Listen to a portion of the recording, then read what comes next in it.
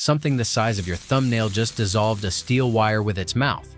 That's not a metaphor. There are beetles alive right now that outrun horses, spray boiling acid, and detonate their own bodies as a weapon. You've been walking past them your whole life. And Challenger 9, we'll get to Challenger 9, does something that scientists refused to publish for 30 years. They thought it was a mistake. It wasn't. This is 9 beetles that would destroy you in a fair fight. Let's begin. Challenger 1. The Titan Beetle. It looks like someone made a beetle out of nightmares and forgot to stop. 6 inches long. Mandibles that snap pencils clean in half. Not bend. Snap. Its jaw force rivals small rodents. At your shrunken size, which is how this works, your bug size now, sorry. It grabs your arm and the arm is just gone. No recovery. No second chance.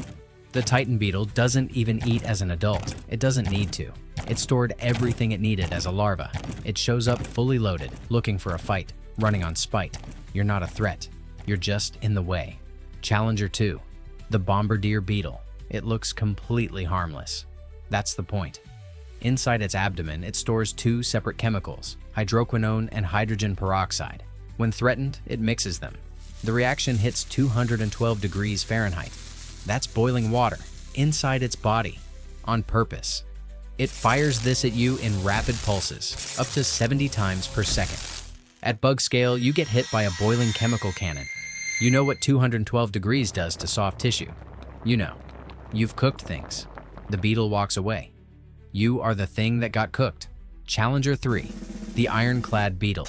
It looks like a tiny tank built by someone who hated the concept of death. Its exoskeleton is interlocked like a puzzle, not just layered. Engineers at UC Irvine studied it and found it could survive being run over by a car. An actual car. They tested this. At your size, you can punch it, kick it, throw rocks at it. It will feel nothing. You are not hurting this beetle. You are tiring yourself out. And while you exhaust every option, it slowly turns around and walks toward you. You can't win a fight you can't damage anything in. The Ironclad Beetle has already accepted your attempts as a compliment. Beetles are the most successful large animal group on Earth. 1 in every 4 known animal species is a beetle. Their exoskeleton isn't just armor, it's a structural system. Think of it like a car frame. They can regulate fluid between body compartments. It sounds boring. It is not boring. Back to your death. Challenger 4. The Asian Longhorn Beetle. It looks almost elegant actually, black with white spots, long antennae, like someone designed it to be put in a museum. Don't let that fool you. Its mandibles are built for wood, hardwood, oak, maple. At full size, it chews through trees from the inside for years. At your size, those mandibles are construction equipment aimed at your skeleton. One bite applies the same force it uses to breach bark. Your bones are softer than oak, much softer. It doesn't even register you as a threat. You're just another obstacle. The most unsettling deaths are the ones where you didn't even matter. Challenger 5. The Diving Beetle. You thought water was safe. Cute. The diving beetle is an apex predator in freshwater. It hunts fish, things 10 times its size. It grabs prey with its front legs, locked like a vise, and injects digestive enzymes directly into the body. It then drinks the liquefied prey from the outside in. You go into the water. It finds you in 4 seconds. You know what? I feel for you. I genuinely do. You thought you could just swim to shore. Challenger 6. I asked you one question. Here's what you said. Could you survive a beetle fight if you had a spoon? Comment 1.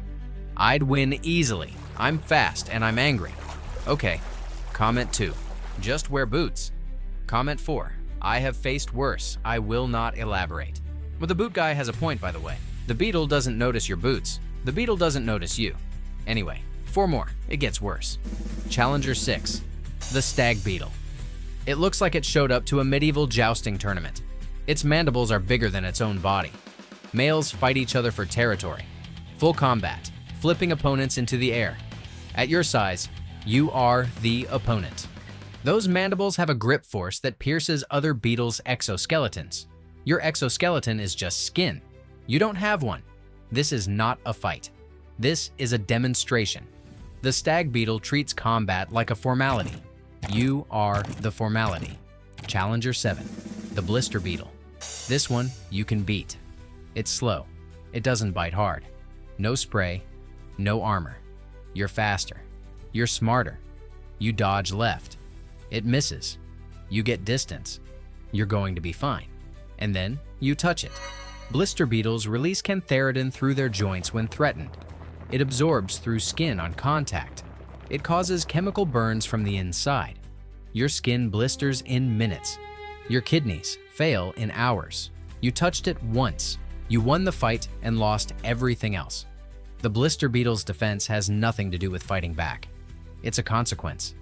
You triggered it, just by winning. Challenger 8, the Whirligig beetle. It splits its vision between above and below the water surface simultaneously.